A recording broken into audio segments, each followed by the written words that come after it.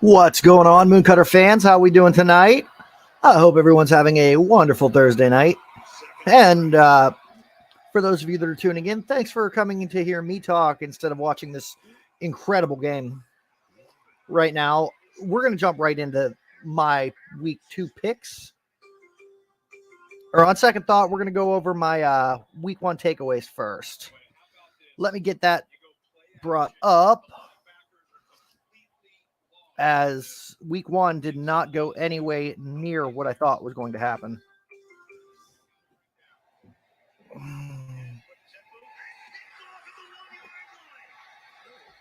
As soon as NFL.com loads on a side tab, we'll get into it.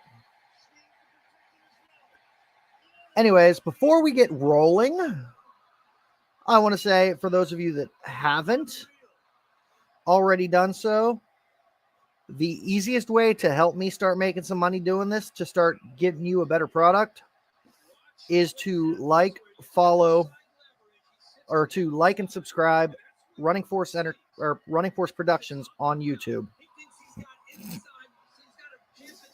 The more views we get on there, the quicker I can monetize this show, start making money, and getting you guys a better product.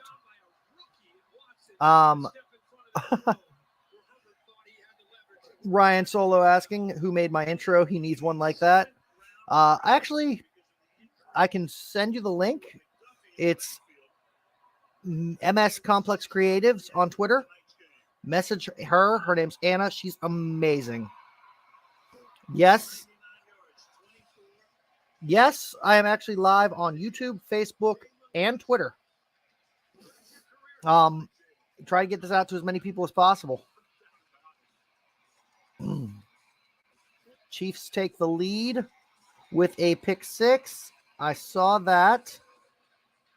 Not happy about it, because this might be the second week in a row that my weekly pickems get screwed on the first game of the week. But I digress. We're going to get into last week's games. Starting with, how the hell do I find the first scores?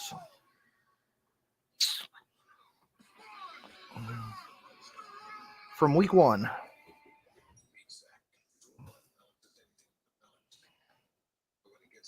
Right off the bat, I lost my first week parlay because I had the Rams over the Bills. And all I'm going to say is, on those of you that play fantasy, knowing that the Bills were the top-ranked defense coming into this season, they lived up to it. Stafford was limited on who he was able to throw to. Other than Cooper Kupp, who, of course, is always going to be out there. Yeah, pretty much have to frigging say that if that was a Super Bowl preview, LA better get to the books and start studying now, because they got a lot to overcome if these two match up again in the postseason.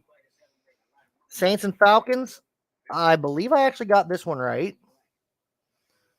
Saints 27-26 Falcons. It's a close game. I didn't really get to watch that one, nor do I have much info to give you on that. The Browns-Panthers game did not go anywhere near how I thought it would. I thought Baker Mayfield was going to come in and wreck his old team, especially with Jacoby Brissett under center. However, I got to say, Brissett proved that he might actually deserve the job. Brissett showed he had some decent chemistry with the receiving core, and the biggest takeaway I can say on the Panthers end is the top receiver on that squad, Robbie Anderson, showed some great chemistry with Baker in week 1, which is ironic given the rumors that came out about if Baker was brought into Carolina. There was a lot of rumors that Robbie Anderson was saying he would retire. Did not happen. They seem to have some great chemistry. Let's hope it continues, because I have Robbie Anderson on 2 of my fantasy squads. Niners and Bears. I think San Fran might be missing Jimmy G at this point. What does Shanahan have any questions about if he made the right call pushing Trey Lance as the starter? We will see. A team that I'm not a fan of. Those of you that know me know that they are my most hated team in the league, and I think I might have slept on them. But the Steelers get a win 23-20 against the Bengals, and I gotta say their defense came up big for them. Close scoring game, and did not go the way I thought it would.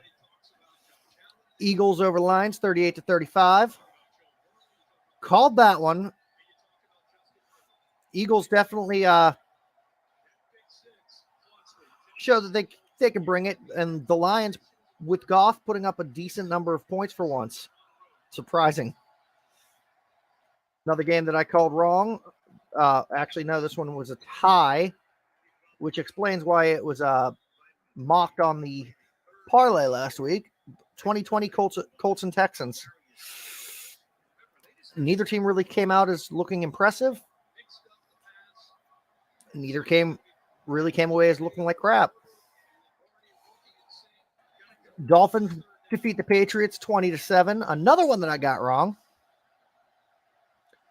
I might have to say there might be something to all the hype that Tyreek Hill has been giving Tua Tagovailoa. Game that broke my heart, that was the one that I was the most sure about and was the most wrong about. Ravens get a 24-9 win over the Jets.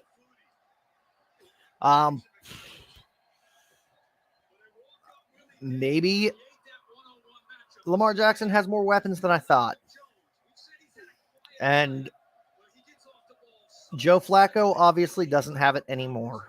Would it have been a different story with Zach Wilson under center? Who's to say? But it makes me hope that the next 3 weeks go quick. Commanders over Jaguars, 28-22. Called that one. Didn't get to watch much of it. Actually, didn't get to watch any of it, so I can't really say much. Giants get a win 21-20 over the Titans. Did not expect that one. Figured Tennessee would be quietly dominant like they were last year. Season's still early. Let's see what changes.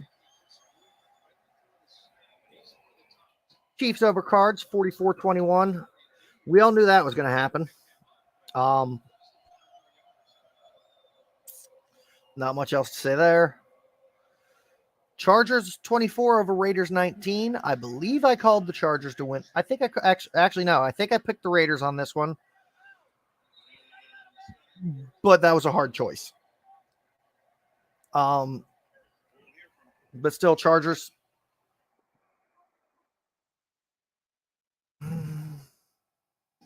Vikings 23 over the Packers. Did not see that one. Did not see it. Did not see it coming.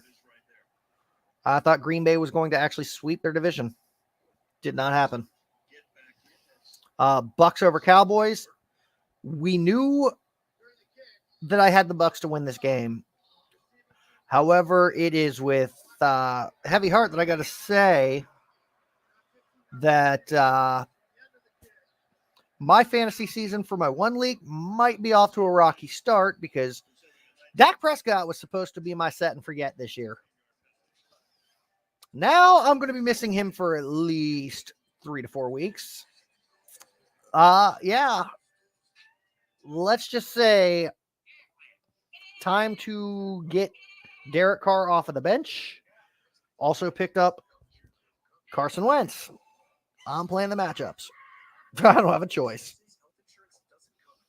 And then the last game of the week, the one that saved my ass because didn't give you guys this info beforehand, but kind of made the decision that if I ever go below 500 on my weekly pickems, you will see me run an episode with a bag on my head because that is embarrassing for somebody that runs a sports talk podcast. I'm embarrassed that I barely went over 500 this week because the last game that I got wrong, had the Buccaneers not beaten the Cowboys, I would have been screwed. because Monday night, Seahawks actually beat the Broncos 17-16. Might be a matter of Russell Wilson still trying to get into the groove with his new squad. Neither quarterback looked too impressive. I don't see Seattle keeping a winning streak going because, as a Jets fan, somebody that's seen him in the past, Geno Smith is a bum. He's not going to win you a playoff spot. He's not going to get you jack.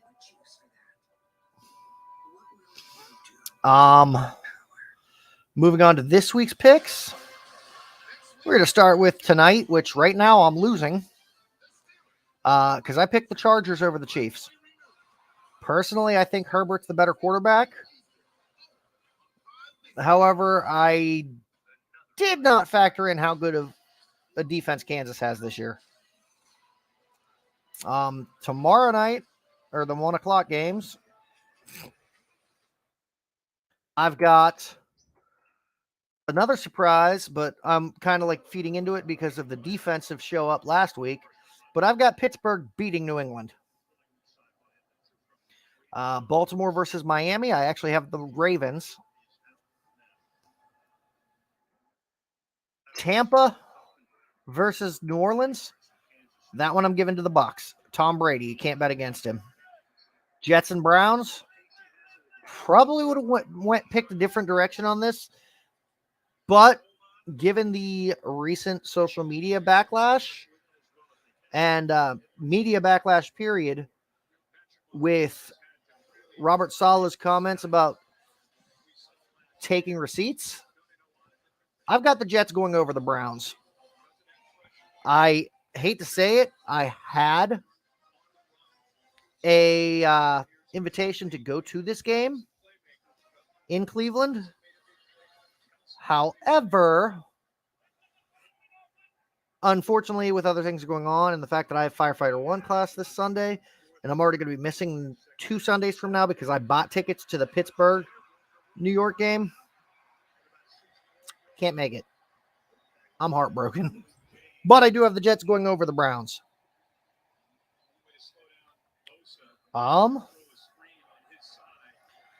Indianapolis versus Jacksonville.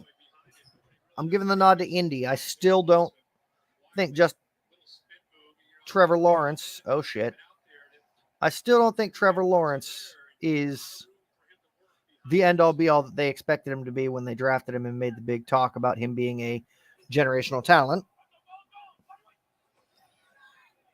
Hold on a second, because DraftKings just signed me out all of a sudden for no reason. I'll get back to my picks here in a second. No, not fucking sign up. I want sign in.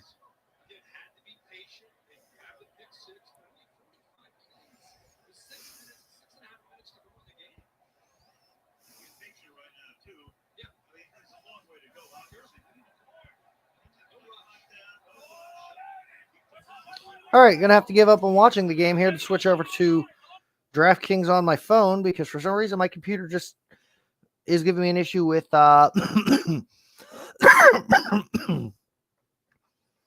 with my connection here. Ryan commenting that the Jets will not beat the Browns. So we disagree on that one. All is good. I personally think you're wrong. The Jets do have a better quarterback, whether they're playing Flacco or not. They also have more weapons. Anyways, let me bring this back up. Where was I at?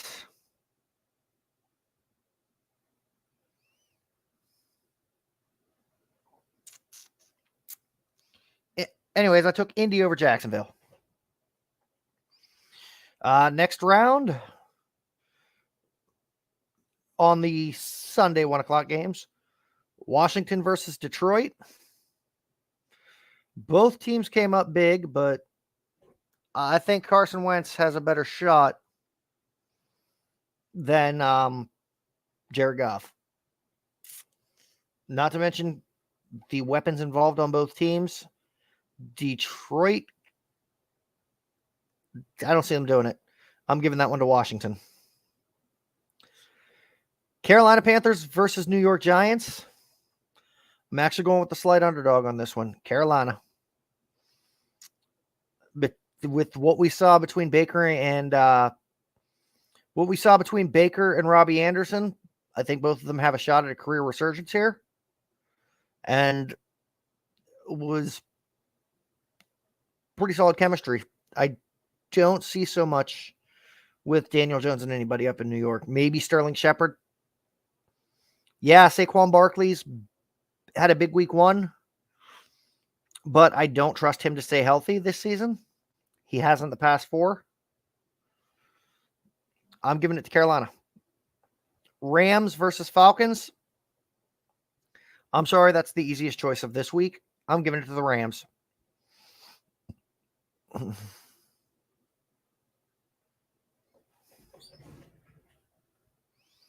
Ryan saying I have a bad stream here.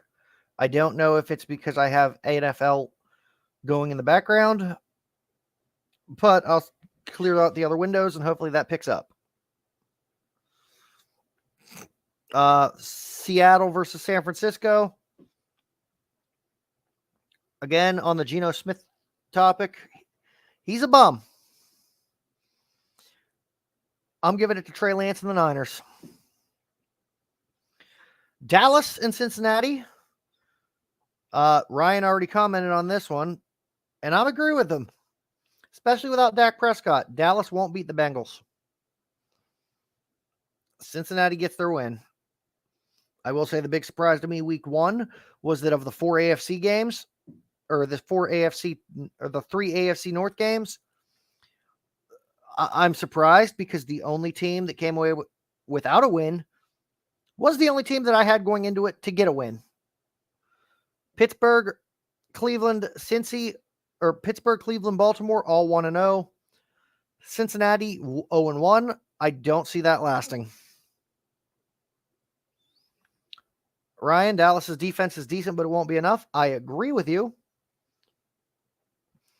Their defense is good, but right now, without Dak, their offense is gone. Dante, I also agree with you there. Even with Dak Prescott, they weren't beating the Bengals. You're 100% right. Moving on to the next pick, Broncos versus Texans. I got to give it to Denver. I think at some point Russell Wilson will start to gel, and the opportunity for the connection with him and Jerry Jeudy is too strong to overlook. Arizona versus Vegas. Tough choice, but I'm going Vegas. I think there was a weak showing week 1, but Derek Carr has a great set of receivers to work with between Darren Waller, Hunter Renfrow, Devontae Adams. At some point, plus one of the most unsung running backs in the league with Josh Jacobs. Kid's amazing. And a great rookie prospect with Zamir White. The Raiders do have the team to go somewhere this year, and I can't wait to see if it happens. We got 3 games left to cover.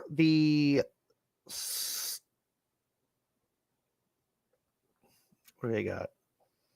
The Sunday night game, Chicago and Green Bay. I've got Green Bay. It's hard to bet against it.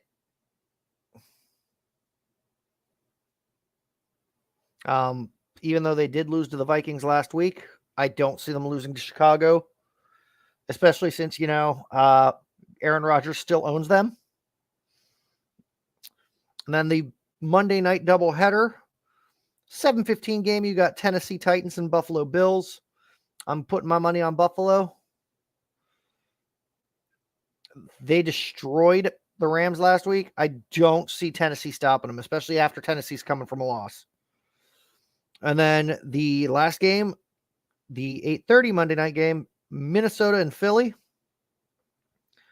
I'm giving my money on Philly. It's going to be a good game. It's going to be a great game, but I think Philly's got the better squad just by a hair. Now, I've got a piece of big news, something to look forward to starting with next week's episode. But there's going to be a new person joining the table. Somebody that, if you were paying attention to comments tonight, you might have a little bit of might give you a bit of a clue as to who. Somebody I met from work on one of my side jobs. Somebody that I can see myself butting heads with quite a lot. And I can see this show quickly picking up a First Takes vibe. You know, back when First Takes was good, when it was still Stephen A. Smith and... Oh, God, I'm drawing a blank on the other guy's name. Somebody help me out here. Smith and... Hold on, I just messaged this dude I just messaged him with that name yesterday. Skip Bayless. I could definitely see the First Takes vibe that we had when it was still hosted by Stephen A. Smith and Skip Bayless coming to the table. I'm not going to tell you who it is yet, but just know that starting next week, this show should be a lot more entertaining. Dante Yopes saying Shannon Sharp. Nah. Shannon was nowhere near as entertaining. The debates between Smith and Sharp were nowhere near as entertaining as Sharp and or Smith and Bayless. Come on now. I already said no. The name I was having trouble remembering was Skip Bayless, bro. But yeah, I apologize that I didn't get this episode rolling until tonight. Things came up with work, and honestly, yesterday I just wasn't feeling too hot. So, this will, as I said, continue to be a weekly routine. I will be giving you my weekly picks, my weekly parlay every week. I know I got a couple people on here. Any hot takes you want from me or any questions you got, feel free to pop in the comments. But like I said before, please, if y'all are watching this on YouTube on Facebook or Twitter, I beg you, start watching the show on YouTube. It's the quickest way for me to start making some money doing this. It's the quickest way for me to be able to invest more into this. And it's the quickest way to get a better product for you. We'll put the channel name on the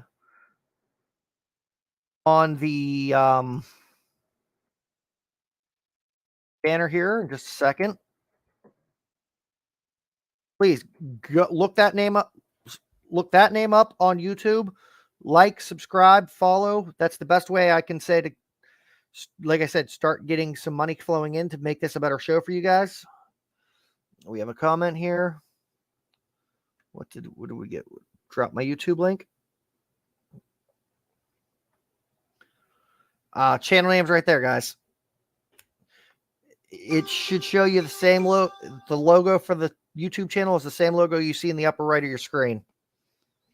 I'm not too good with the computer end of things. I would say I'm fairly technologically illiterate. I do my best. Hopefully the new guy at the table starting next week is able to maybe help me with that a little bit. Ryan shared a link here. Is that... I'm a guess that's the link for the show.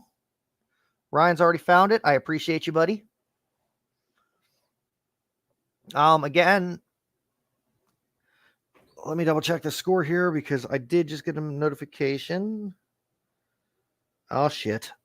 Kansas is in the red zone. That's not looking good for me.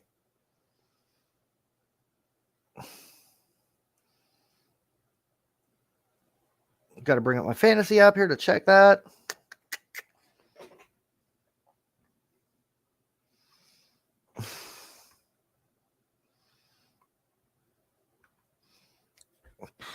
TJ, really? You know damn well where I just got home from because you saw me there. Ryan saying game over, Chiefs win. Fantastic. 7. According to the fantasy app, it's 3:45 left. 2nd and 19 drive. Let me see this. Might be a little behind here, but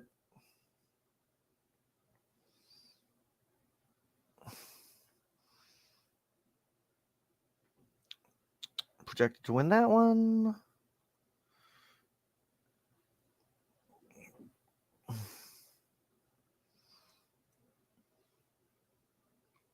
As of now, I'm tentatively scheduled to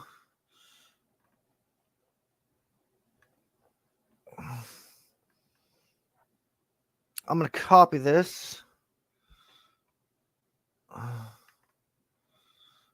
Let me see if I can find that officially to put on here. I don't know if those of you watching at home are able to click on the link or not to get the YouTube link. But I'll display that on the screen. I really need to start sharing that link in the episode descriptions. Ryan, thank you for that.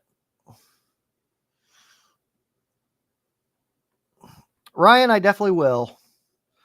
Because I don't know why I wasn't thinking about it, but you are great at that shit.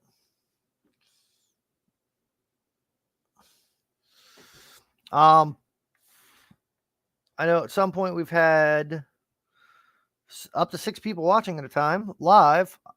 I know I usually get more views after it gets republished, so that's good. Sorry, I'm kind of dragging out because I didn't really get a chance to say much. I will say I lost both of my parlays on this game because my side bets, I had 7 passing touchdowns and 700 yards between the 2 quarterbacks. And then my other line was, if I'm not mistaken, I needed scores by Eckler, Kelsey, Vegas to win the money line, and I needed 250 passing yards from both quarterbacks. So that one didn't go well. And then most of my other bets are shot because I had the Chargers on quite a few of them.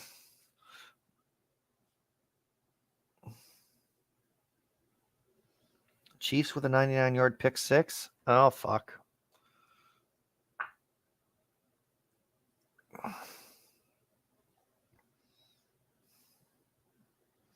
Yep, it's definitely over now.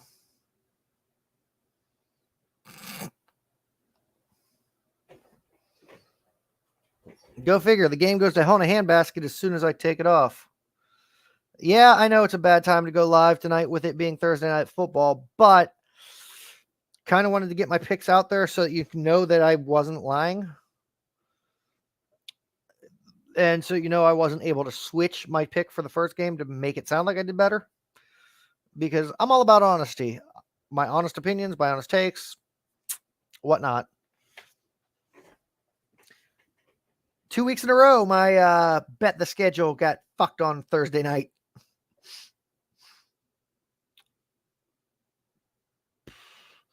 Anyways, I think this is going to be a short recording because I'm tired as hell. And I'm just trying to pedal right now to kill time. But wanted to get my picks out there, give my brief takeaways from week 1, even though I didn't get to watch most of it because I was realistically working 12 hours on Sunday from 7 a.m. to 7 p.m. So by the time I got off, the only game I was able to actually watch was the Sunday night game until I passed out in my hotel. Same deal Monday. I watched about the first half of the game and passed out in the hotel. And I got to watch a decent amount of this game while I was at the pizza shop, but as soon as I had to switch over to give my week 2 picks, apparently the game went to shit. I will catch you guys next week. And yeah. signing off for the night. Again, follow us on YouTube.